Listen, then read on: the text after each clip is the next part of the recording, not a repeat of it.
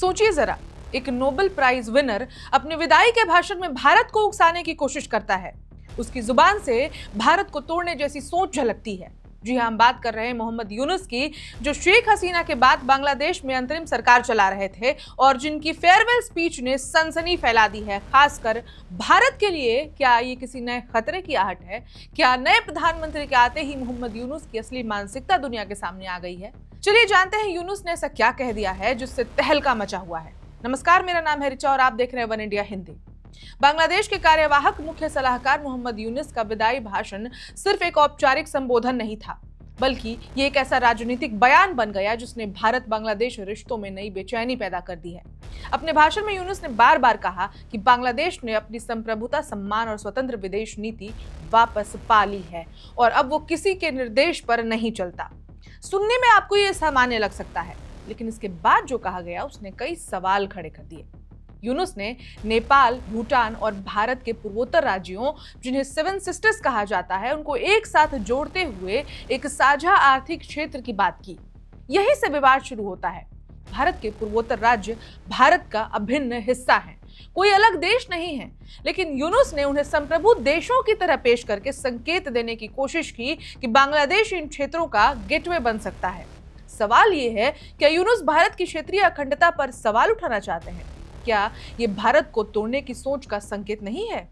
ये बयान ऐसे समय में आया है जब बांग्लादेश में नया प्रधानमंत्री पद संभालने वाला है। जैसे ही सत्ता परिवर्तन करीब आया, यूनुस की तथाकथित उदार छवि के पीछे बीमार मानसिकता सामने आती दिखी। आलोचकों का कहना है कि घरेलू नाकामियों से ध्यान हटाने के लिए यूनुस ने जानबूझकर भारत विरोधी सुर छेड़ दिया है। चीन का जिक्र भी कम अहम नहीं है।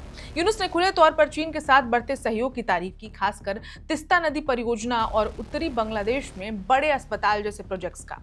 तिस्ता परियोजना भारत के लिए रणनीतिक रूप से बेहद संवेदनशील सिलीगुड़ी कॉरिडोर के पास ही है। सिलीगुड़ी कॉरिडोर वही चिकन नेक जो भारत की सबसे इंपॉर्टेंट पार्ट कही जाती है।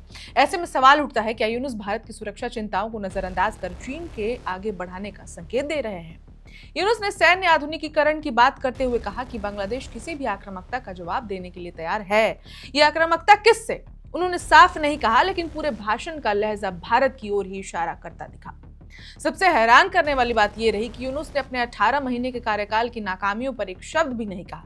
न हिंदू अल्पसंख्यकों पर हुए हमले का जिक्र किया, न मंदिरों में तोड़फोड़ का जिक्र किया, न कट्टरपंथी हिंसा, न कानून व्यवस्था की बदहाली, किसी का जिक्र ही नहीं किया। जिन लोगों ने सरकार से सुरक्षा की उम्मीद की थी, उन्हें भाषण में पूरी तरह नजरअंदाज कर दिया गया। मानवाधिकार संगठनों का आरोप है कि यूनुस सरकार ने अल्पसंख्यकों पर हमले के मामले में ढिलाई बरती और कट्टरपंथी ताकतों पर सख्ती नहीं दिखाई। लेकिन विदाई भाषण में यूनुस ने खुद को एक मजबूत, आत्मनिर्भर और साहसी नेता के रूप में पेश किया।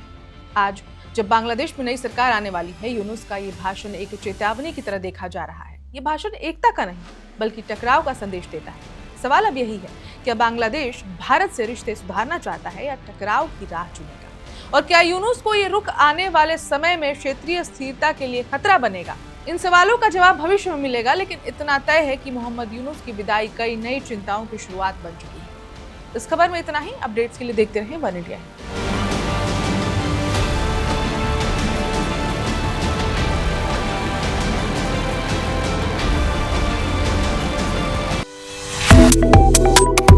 Subscribe to One India and never miss an update. Download the One India app now.